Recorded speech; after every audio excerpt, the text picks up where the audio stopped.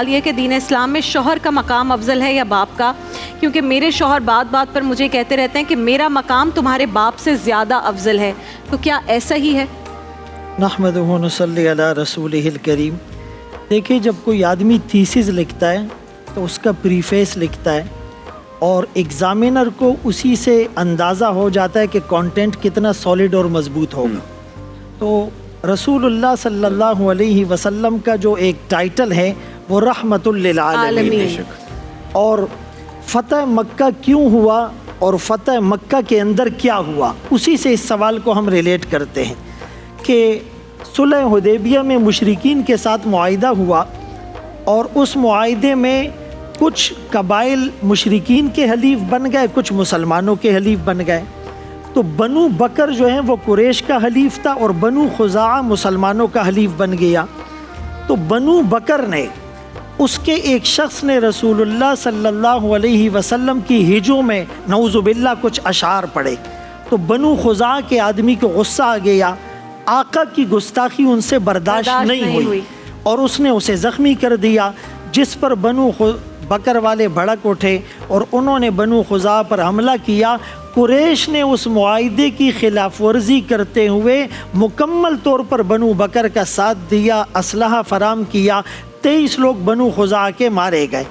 رسول اللہ صلی اللہ علیہ وسلم کے پاس جب بنو خزاعہ کا سردار آیا کہ ہم تو آپ کے حلیف ہیں اور ہمارے ساتھ ظلم ہوا ہے، تو رسول اللہ صلی اللہ علیہ وسلم اپنی کمٹمنٹ کو پورا کرنے والے تھے۔ لا دین لمن لا عہد لا، اس کا کوئی دین نہیں جو اپنے عہد کو پورا نہ کرے۔ باوجود رحمت للعالمین ہونے کے مظلوم کا ساتھ دینا اور ظالم کے ظلم کو روکنا، یہ نبوی تقاضا اور مقاصد بعثت میں سے ہے۔ اسی لیے آپ 10 رمضان المبارک کو 10,000 قدسی صفات پر مشتمل صحابہ کا لشکر لے کر نکلے، راستے میں 2,000 قبائل کے لوگ مل گئے اور فتح مکہ اس طرح وجود میں آیا۔ ایک بات تو یہ ثابت ہوئی کہ اس وقت بعض روایات کے مطابق بنو خزاعہ مسلمان بھی نہیں تھے، لیکن مسلمانوں کے حلیف تھے اور مظلوم تھے، تو آپ نے ان کی داد رسی کی۔ آج غزہ کے اندر ہم مسلمان ہونے کے باوجود، لا الہ الا اللہ کا رشتہ ہونے کے باوجود، ان پر مظالم، مصائب اور آلام کے پہاڑ توڑے جا رہے ہیں، اور 58 اسلامی ملک ہم خاموش تماشائی بن کر تماشا دیکھ رہے ہیں۔ تو فتح مکہ سے ہمیں یہ سبق بھی ملتا ہے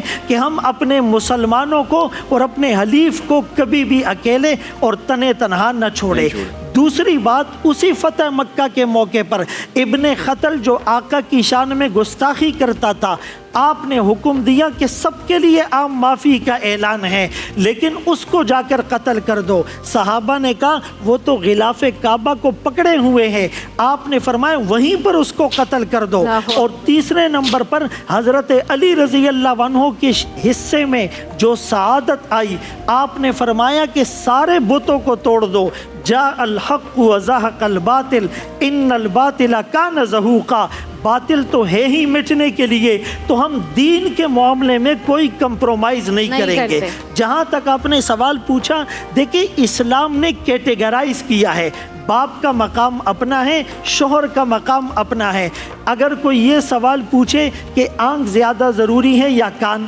ہاتھ زیادہ ضروری ہے یا پاؤں، تو یہ سوال ویلڈ نہیں ہے، یہ سوال غیر معقول ہے۔ آنکھ کا کام ہے دیکھنا، پورا جسم دیکھ نہیں سکتا، اس آرگن کا کام ہے سننا، پورا جسم سن نہیں سکتا۔ باپ کا جو مقام ہے، اللہ نے اپنی خوشی کو باپ کی خوشی، اپنی ناراضگی کو باپ کی ناراضگی سے جوڑا، اور یہ تمہارے جنت کے 2 مرکزی دروازے ہیں۔ اور شوہر کے بارے میں کہا کہ اگر میری امت میں کسی اور کے لیے سجدہ جائز ہوتا تو عورتوں کو حکم دیا جاتا کہ وہ اپنے شوہر کو سجدہ کرے۔ فرمایا وہ عورت صلت خمسہا، 5 نمازیں پڑھے، احسنت فرجہا، اپنی عزت اور ناموس کی حفاظت کرے، صامت شہرہا، رمضان کے روزے رکھے، اطاعت بالہا، اپنے شوہر کی اطاعت کرے، ایسی اطاعت کہ شوہر اس کو دیکھے تو خوش ہو جائے، شوہر حکم دے تو وہ بات کو پورا کرے، شوہر سفر پہ چلا جائے تو وہ اس کی ناموس کی حفاظت کرے۔